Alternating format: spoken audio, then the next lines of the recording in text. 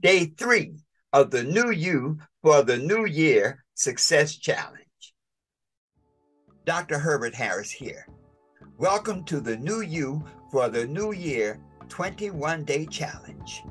I challenge you to use the New You for the New Year Success Bundle this first month of the year to set yourself up for health, wealth, happiness, love, success, prosperity, and money throughout the year.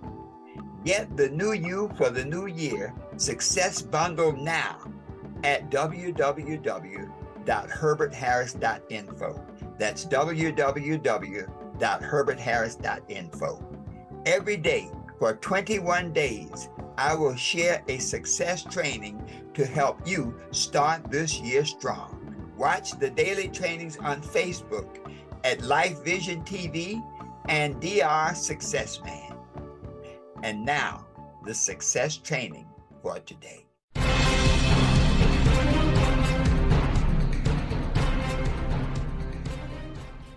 Good morning. Good morning. This is Dr. Herbert Harris, and this is our Success Mentorship Class number 190. Wow. Whew, what a day, folks. I tell you, we have had an incredible session last week. We talked about actually facing the facts, where we are right now in our time, in our lives, and at this point in the year, as we begin to close out the year. And today, this is class 2 of a 4-part series. And today's topic is making life changes for your success. I'll say that again. Making life changes for your success. Well, the thought is that we want to close out this year strong. You know, wherever we end this year is where we begin next year. So we want to close out this year strong. What can we do to close out strong so that we start next year stronger? Before we get into that, I want to do our meditation.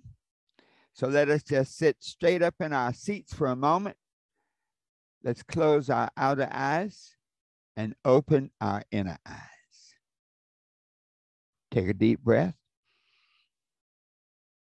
Hold it. Let it out slowly.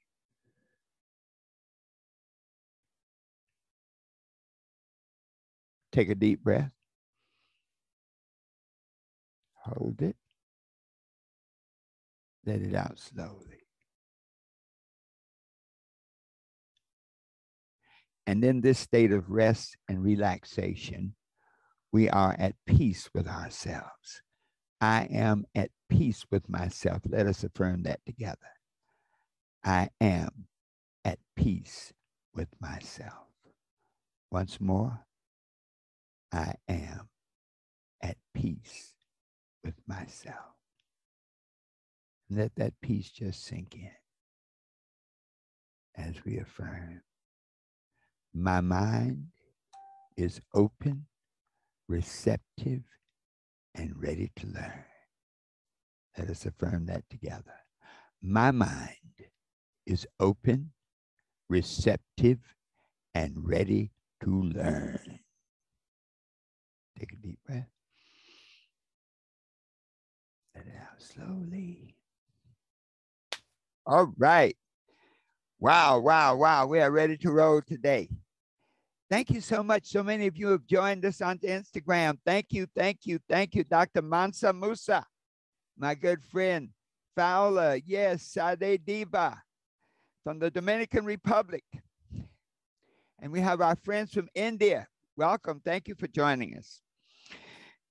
Today, you know, this topic really gets my attention because once we have assessed where we are, once we face the facts and really acknowledge where we are in our lives, then that next step is, what must we do?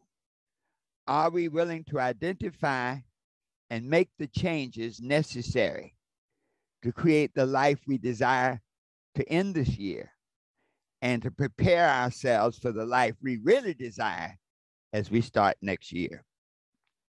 And so it is in this consciousness that we look at how we move. In our last class, we did the Ben Franklin method, where we assessed where we were. We call it face the facts.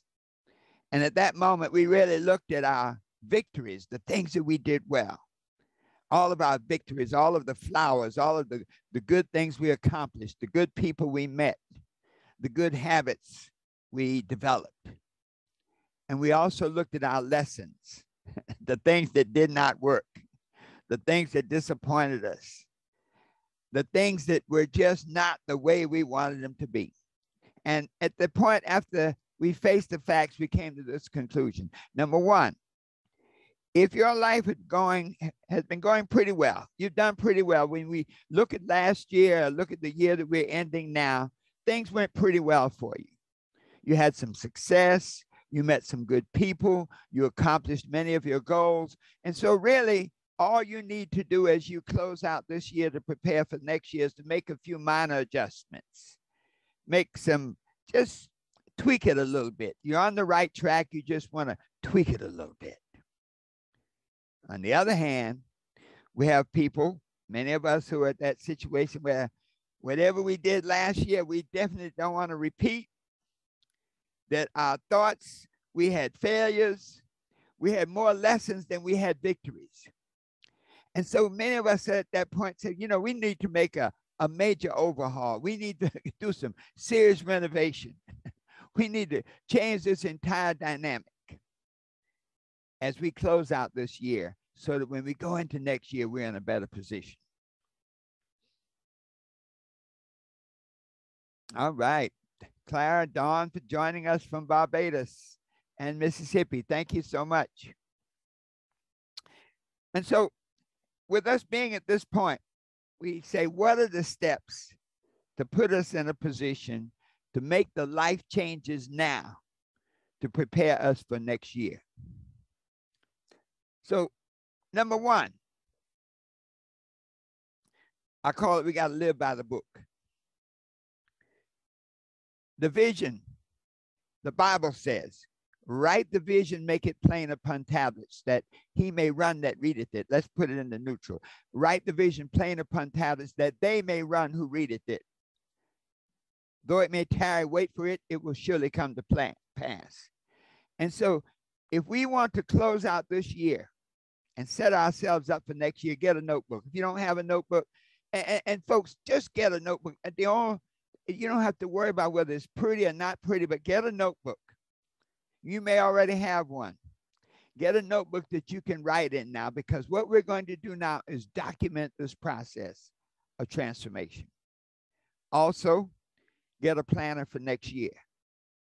We have to live by the book. By the book, our success will come. So that's step number one, to live by the book. The next point is this, that we must be able now to make a recovery. When I say this, when we've had one of those years where, man, and you know, with the pandemic and all the things that have happened, so much uncertainty, I guarantee you that many of you have gone through some things we say, wow, whew, this is a year I really want to be over. Winston Churchill once said that success is really about moving from failure to failure without losing your enthusiasm. And so as we close out this year, as you have your notebook and buy your planner, stay enthusiastic. Keep your vibration up. Be hopeful. Recognize that our life is really a continuum. That our life is really, you might say, an interrelation of many, many things. It's a holistic thing. In other words, if we look at our lives, everything is connected. We have a personal part of our lives. We have a family part. We have a professional part. We have a financial part, a spiritual part, and a community part. So there may be some other areas, but as we begin to look at how we want to close out this year and how we want to start next year, it's important to take this holistic approach, because we so often see where when one thing is out of balance, it's all about balance, then everything else is affected. So even though you may have extreme financial success, if you're not getting along with your family, that's a challenge. If you've really abused your body to get there, you've worked and you literally put yourself in a bad physical position, it's not a good thing.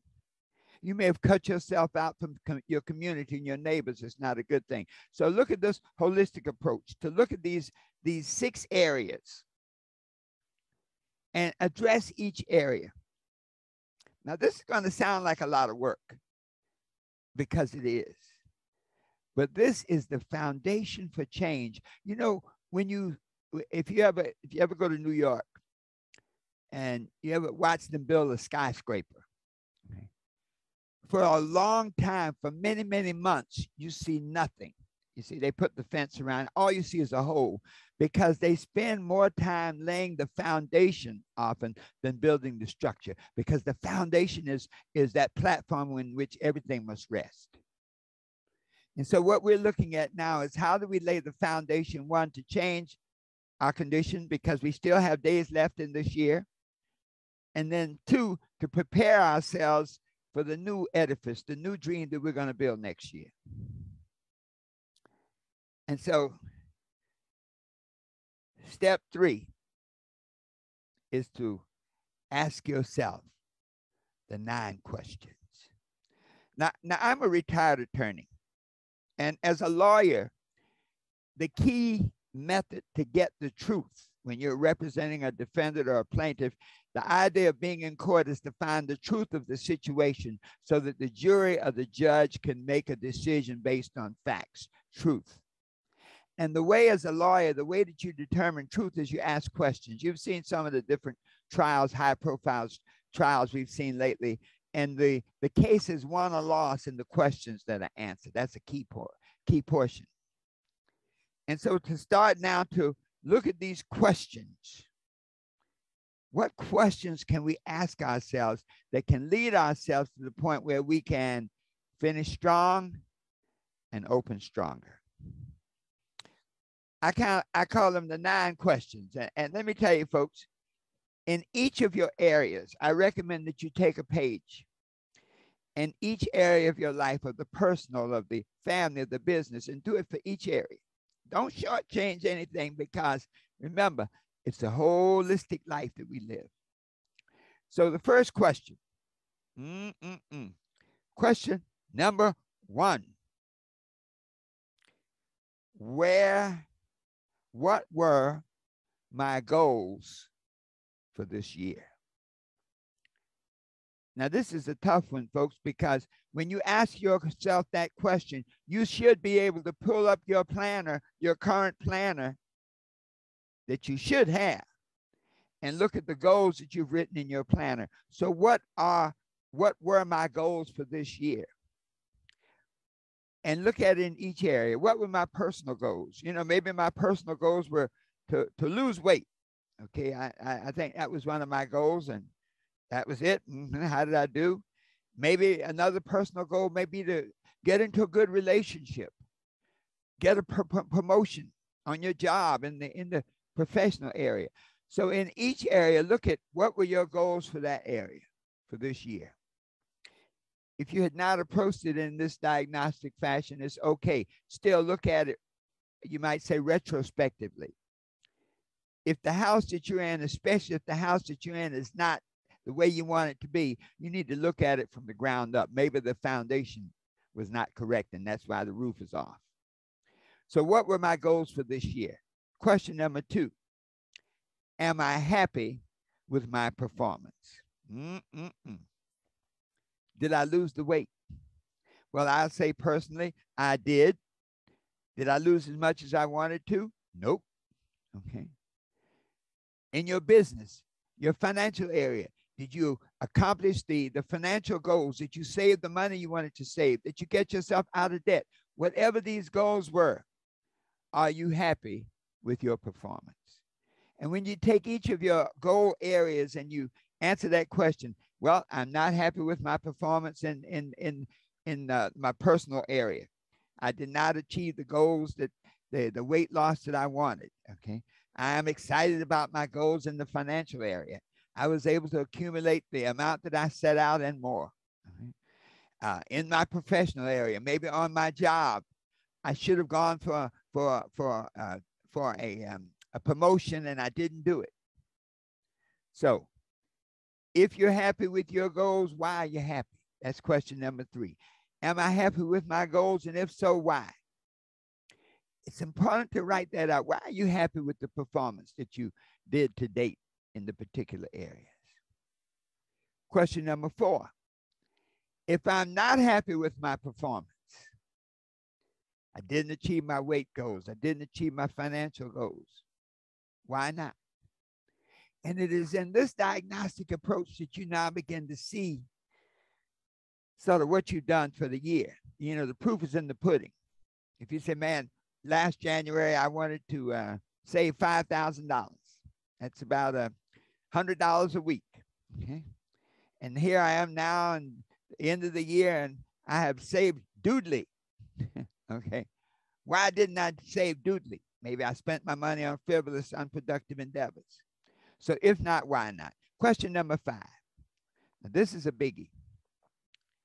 What could I have done to improve my performance? What could I have done to improve my performance? Now, this question says, what are some of the things that I could have changed to get a different outcome? Well, maybe I should have joined the gym. You know, to think that I could really be my own personal trainer, clearly that has not worked. So maybe that's what I need to do to improve my outcome. I need to join a gym. Maybe I need to take a little bit more time before I embrace people too closely. Yeah. Sometimes we rush into relationships. So how could I have improved my performance in the relationship area, in the family area, in the personal area? Maybe I need to take a little bit more time before letting people that close into my space. On my business, perhaps I should have been a little bit more diligent about going for that promotion. Maybe I didn't take it seriously enough. But when you start writing down what you could have done to improve your performance, that is very revealing, because now you're setting up in your mind ways to handle that next year. Number 6. What will I not do again? Make a list of the things you won't do again in your personal life. Maybe I'll drink less. Maybe I'll stop putting off things that should have been done today, putting them off. Things that should have been done last week, I'll stop putting them off. What will I not do again? Maybe I won't rush into a relationship again. Maybe I'll go to, was it Steve Harvey had the 90-day rule. I don't care what a person does, how happy, how perfect and right they seem, let them hang around for 90 days before we move this relationship to the next level. Maybe I'll change my diet. Maybe I'll change my habits. But this question here is really a serious learning experience, because when you look at this thing, say, what will I not do again? It now gives you a frame of reference as you begin to go forward. When you write down all the things you will not do, it will amaze you that you've done them in the first place. It's like, man, last year I did the same thing, and the year before I did the same thing. When you look back on your life and you start looking at these serious experiences of the things you won't do again, it begins to prepare you now to solve this challenge. Question number 7. What must I do to improve my performance next year? Now, this is a power question. What must I do to improve my performance next year? Perhaps I need to be a little more patient. Now, what this question does is now creating the foundation for next year's reality. So maybe I need to be a little more patient in dealing with myself. Stop beating up on myself when I don't accomplish what I set out to do. Be a little more patient with my family. Maybe I need to make a budget. When I look at my finances and see where I am financially, then, something I need to do to improve next year, I need to make a budget, and I need to live by that budget. Perhaps I need to make more money. What do I need to do to increase my income? What changes do I have to make in each and every area to improve my performance next year? Now, the beauty of this is as you're doing this diagnostic now, you'll begin to implement this plan in the immediate basis. You see, there's always one time that you have to change your life, and that is always now. And so when we start asking these diagnostic questions and writing down some answers, we're now putting us in a position to make a move. Question number 8. What will happen if I improve my performance next year? Wow. Well, if I improve my performance next year, I'll lose the weight. I wanted to be 174. I started out at around 200 and I got down to 190. So I got a little bit more to go. But wow, next year to picture myself at 174, man, I got stuff I've been saving, some leather jackets and stuff I couldn't button up. Woo! I'm ready. Maybe in that family. Now I see myself now, instead of having discord at the dinner table, I see everybody being very respectful. I see my kids, they put the phones down. I put the phones down. My spouse, my significant, they put the phones down. Maybe I'll work a little harder now for that promotion, okay? So if I do this, then next year I can see myself being on top. I can see myself in that position on my job that I want to be in. So the idea is that if you improve your life in this specific ways, then this is how it's going to be. That gives you a vision, folks. That gives you a target to go for. And then finally, the 9th question. What will happen if I do not improve my life next year?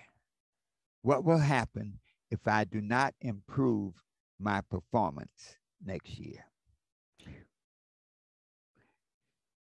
This is that question will keep you from repeating that cycle of failure and disappointment.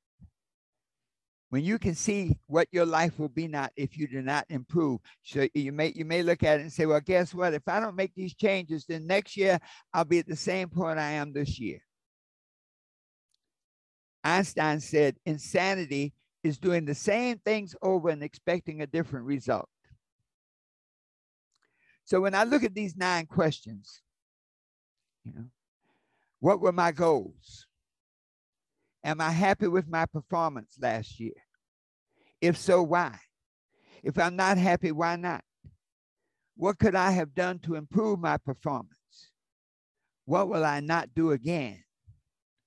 What must I do to improve my performance next year? What will happen if I do improve my performance? And finally, what will happen if I do not? Phew. Now, folks, when we deal with these 9 questions in each area of our lives, even if you spend a week, even if you spend 2 weeks doing it in great detail, you have laid a foundation now for next year. It's going to make a profound difference in the outcome you'll have next year this time when you're saying, these were my goals and I got it done. So when we look at this and we want to create the life of our dreams instead of the life of our fears, instead of the life of our negative emotions, imagine that life, time. Life is like a river, ever flowing. A river flowing into the ocean of eternity. And on this boat, on this river, you are, and you are a boat. And as a boat on this river, you have four things that help you navigate the river. Number one, on your boat, you have a rudder. And your rudder is your value system, your core values, the things that you will and will not do, what you really represent. A value such as honesty. You see, your rudder helps you make proper choices. One of the key rudders is to have is that honesty and that sense of humanity. In other words, one of your key rudders should be to do unto others as you would have them do unto you. If that is a rudder that guides your life, you'll treat other people differently. And as a result, you'll get different results. So this rudder is your value system. One of the challenges today with our young people, many of our young people don't have what I call grandparent wisdom. You know, many times when I talk to Sandra, Sandra talks about her grandfather and how when he died, he had over $50,000 in the bank, and he always had a budget. He was very diligent, very intelligent about how he spent his money, how he circulated his money. And so this rudder is often that value system that can come from your grandparents, your parents. And when we are in an environment like we are now, where we have, you know, children raising children, where we have so much of a child's education coming from the media, from the telephone, from the TV, it's very possible to have let's just say an ineffective value system. You see, the interesting thing about the rudder is this. The river time is always moving.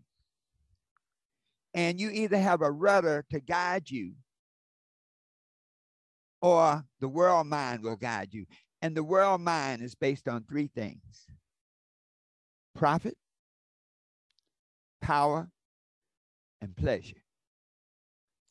And so your rudder has to be that thing to help you navigate through this world mind to where you want to be. The second thing you have is an engine. And your engine is your deep desire.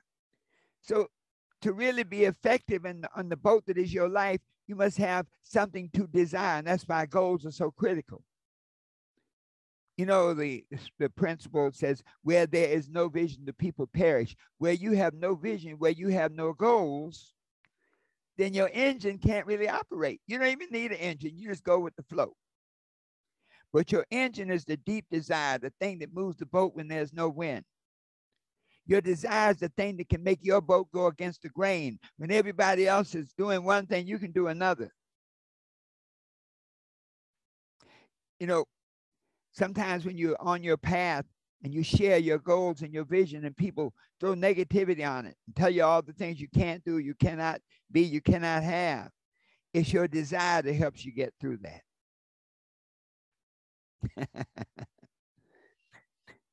You know, deep desire is something that where you say only success, where failure is not an option, where even if it looks like you fail, it's not a failure, it's a lesson to help you get better.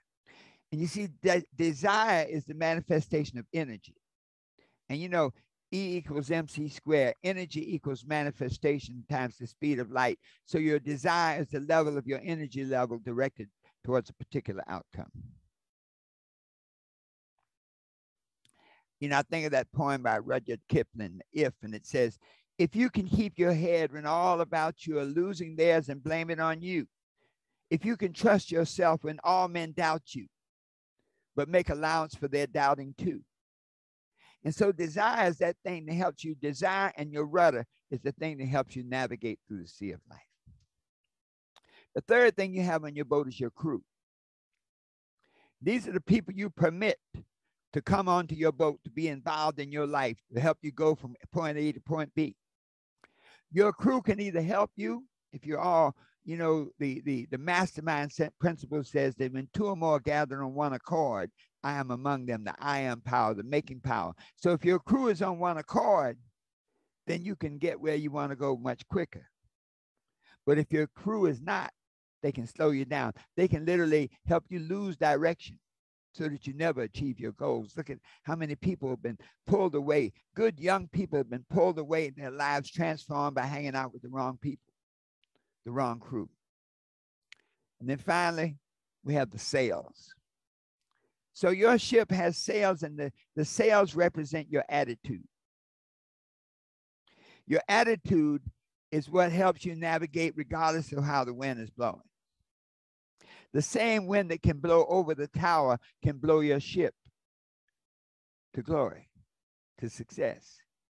But it's all in your attitude. You think about Thomas Edison. If he had had an attitude of failure, then when the reporter said to him, you have failed to identify this filament thing for over 3,000 times, Edison had an attitude of success where he said he flipped the switch and said, no, I've successfully identified 3,000 ways that will not work. Oprah Winfrey said, when you have the ability to adjust your attitude, you can recreate the world exactly the way you want it to be. Let me read that again. Oprah said, when you have the ability to adjust your attitude, you can recreate the world exactly the way you want it to be. So when we look at this now, at this point, we're saying that this vision of us being on the sea of life, on the river of life, and this desire to close out strong and open even stronger. Where do we go from here now that we have this perspective? Well, number one,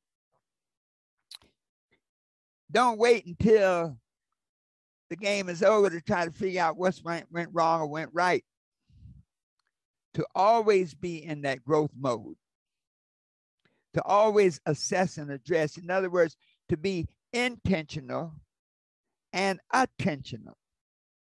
Two, to assess and address on a daily basis. In fact, assess and address on a moment-to-moment basis. If you want to make the changes in your life you desire, then every moment you ask yourself, what is the best use of my time right now? When I consider my goals, my vision, and my purpose. Three, you got to take responsibility. You see, anything you don't take responsibility for, you can't fix. And so when people make excuses, when people blame others, they literally perpetuate the very condition that they are complaining about. So you must take responsibility to make it right, to make it good. And then fourth, you must be committed to excellence. I say you must be committed to get better and better every day. Every day and every way I get better and better. Wow. Dr. Musa said 27 more days in the fourth quarter of the year. Yes, yes, yes. So this is like a method of operation to always assess and address. Don't wait until the end of the week or the end of the month. You see, if you take care of it on a daily basis, the week is taken care of. If you take care of it on a weekly basis, then the month is taken care of. And if you take care of it on a monthly basis, the year is taken care of. So our method of operation is really, we call it the methodology. Assess and address, operate on a daily basis, take responsibility, and commit to excellence. So how do we get better and better? I think that's the key. We've come down this path. How do we get better and better? And I like to look at, I call them the 4 steps. Number one, to realize that everything begins in thought. Earl Nightingale said, you become what you think about most of the time. If you control your thoughts, then you can control your emotions. If you control your thoughts, you can then control your habits. If you control your thoughts, you can control your relationships. So number one, everything begins in thought. A process to get better and better. Number two, to be constant in your efforts.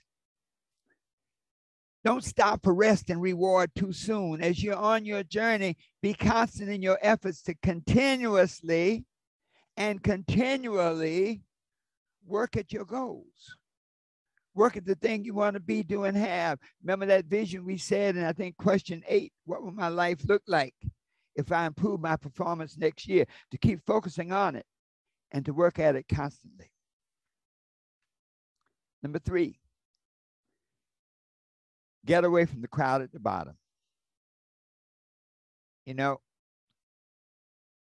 a lot of times there are people around us who can't make the journey with us. Too often we see situations where other people entice a good person to go down a wrong path. Get away from the crowd at the bottom. Not that you're being elitist, it's just that their vibration is different. Your success is a personal journey, and any vibration that interacts with yours that is not supportive and enhancing and uplifting will undermine you.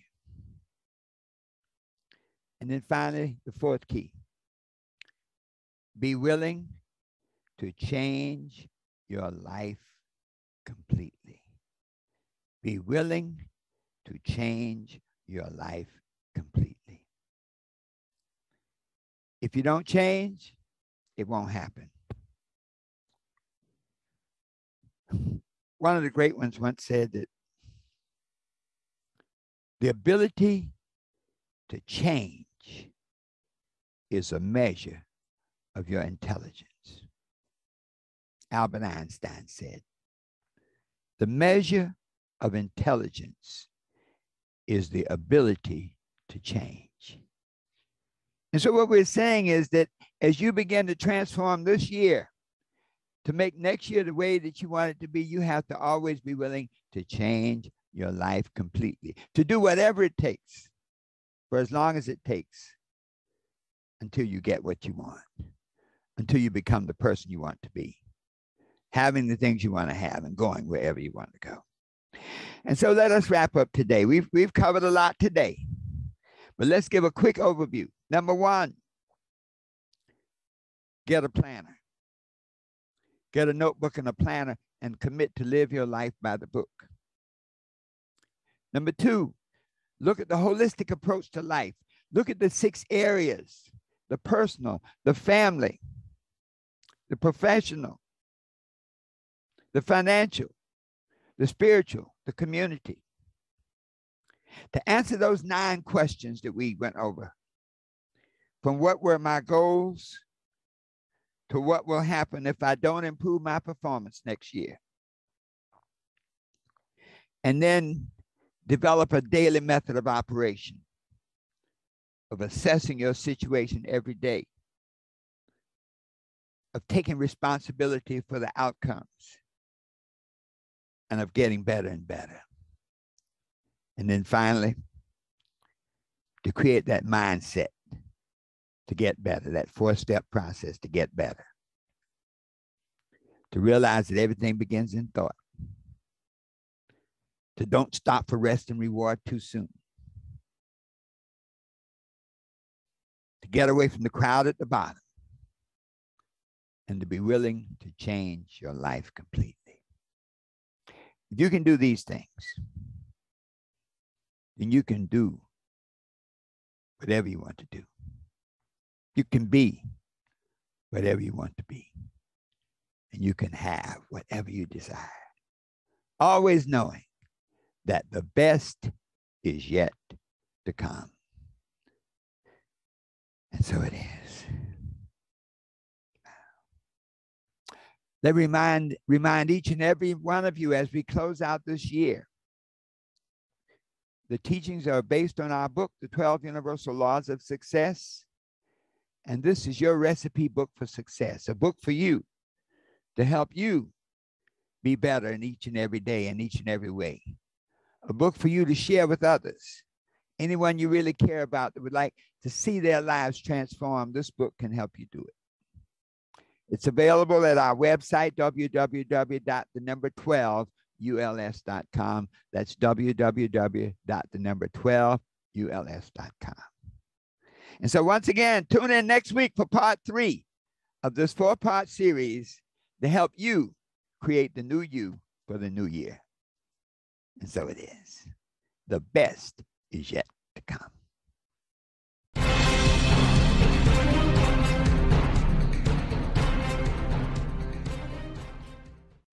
This is Dr. Herbert Harris, author of the 12 Universal Laws of Success, inviting you to join me on a personal success journey.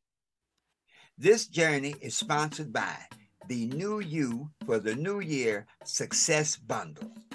This is a special bundle of over $250 in digital products to help you achieve outrageous success this year. It includes the 12 Universal Laws of Success ebook, and that's the electronic version of the 12 Universal Laws of Success. It includes the 12 Universal Laws of Success audiobook, over 6 hours of recorded information. It's the book on tape. You can listen to it in your car, in your bed, wherever you are. It also includes the complete New You for the New Year Home Study Guide. Now, this is a transformational home study course to help you go from where you are to where you want to be. It comes with a study guide and a workbook and a number of audios, how to study, how to assess your present situation, how to make life changes, how to set new goals and objectives, how to make an action plan and a blueprint for your success. In addition to these things, you get the 12 Universal Laws of Success workbook, so that as you read the book, you can fill in the answers and it will help you retain the information. You also get a live recording of a seminar on the 12 Universal Laws of Success that you can listen to, and it will be just like you're there. There's also a wealth building and trying times audio to help you have more money at the end of the month. The audio on the law of command will help you use your power of speech to create the world exactly the way you want it to be. And the 12 affirmations to live by poster, so that you can reprogram your mind, reprogram your thoughts to be exactly what they need to be to create success. And how much does it cost? Over $250 in bonuses for $77. That's $77 for you, to help you achieve health, wealth, happiness, love, success, prosperity, and money. Always knowing that the best is yet to come. That's right, $77 to help you create the new you in this new year. Go to our website, www.herbertharris.info, to learn more and buy now. www.herbertharris.info. Thank you.